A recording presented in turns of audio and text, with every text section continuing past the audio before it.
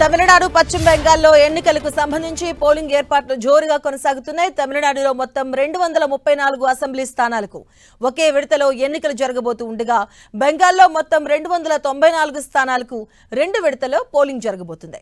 అందులో భాగంగా తొలి విడతలో 152 స్థానాలకు రేపు ఓటింగ్ జరగనుంది. ఇందుకోసం ఎన్నికల సంఘం అన్ని ఏర్పాట్లు చేస్తుంది. ఈసారి తమిళనాడులోనూ పోటీ ఉత్కంఠ కలిగిస్తుంది. ముఖ్యమంత్రి డిఎంకే చీఫ్ ఎంకే స్టాలిన్ సారథ్యంలోని సెక్యులర్ ప్రోగ్రెసివ్ అలయన్స్ మరోసారి విజయం సాధించేందుకు పట్టుదలగా ఉంది. ఇక అన్నాడీఎంకే సారథ్యంలో బీజేపీతో కూడిన ఎన్డీఏ ఈసారి తమిళనాడులో చక్రం తిప్పుతామన్న ధీమాతో ఉంది. తమిళనాడులో ప్రత్యామ్నాయ శక్తి తామేనంటూ టీవీకే చీఫ్ విజయ్ తొలిసారి ఎన్నికల బరిలో దిగారు.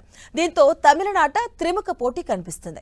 మొత్తం 234 అసెంబ్లీ నియోజకవర్గాల్లో అన్ని పార్టీల నుంచి 4000కు పైగా అభ్యర్థులు పోటీ చేస్తున్నారు. ఈ నెల 23న ఒకే విడతలో పోలింగ్ జరగనుంది.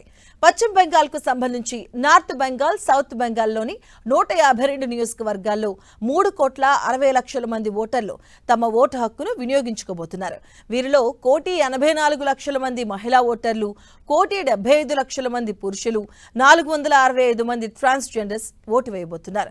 పోలింగ్ కు సంబంధించి భారీగా పోలీసు సిబ్బందిని ఎన్నికల కమిషన్ మోహరించింది.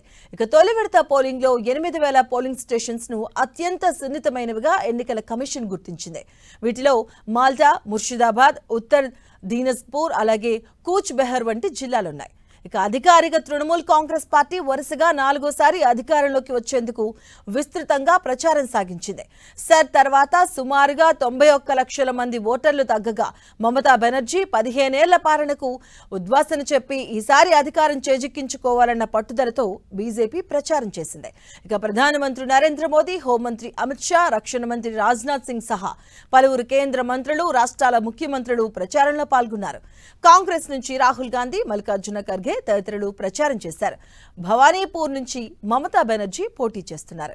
ఇక తొలి దశలో పోటీ చేసే కీలక అభ్యర్థుల్లో నందిగ్రామ్ నుంచి బీజేపీ నేత సువేందు అధికారి ఉండగా ఆయనకు పోటీగా టీఎంసీ నుంచి పవిత్రాకర్ ఉన్నారు. అలాగే సువేందు అధికారి 2020లో టీఎంసీకి రాజీనామా చేసి బీజేపీలో చేరారు. 2021 ఎన్నికల్లో టీఎంసీ 294 స్థానాలకు గాను 213 స్థానాలు గెలిచింది. కానీ నందిగ్రామ్లో సువేందు అధికారి మమతా బెనర్జీపై విజయం సాధించారు.